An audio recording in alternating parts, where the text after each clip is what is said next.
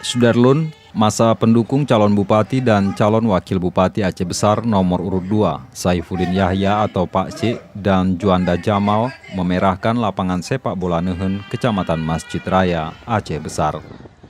Masa mulai berdatangan sejak pukul 14.00 waktu Indonesia Barat dengan menumpangi sepeda motor, becak, mobil pribadi, bus hingga truk. Bahkan lintas Banda Aceh Kerung Raya sempat macet.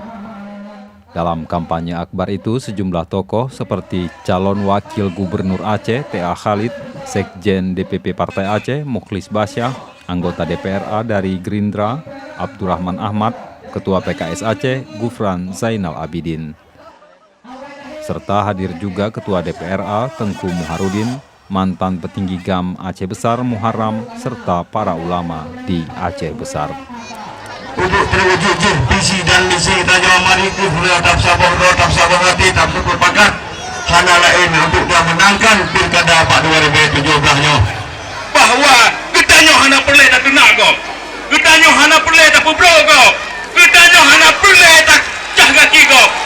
Nyo menjadi sejarah, Pak C mencatat sejarah. Insya Allah, Allah akan berpihak pada kebenaran. Rahman, pemimpin kamu. Aceh, Hari Mardika, Serambion TV.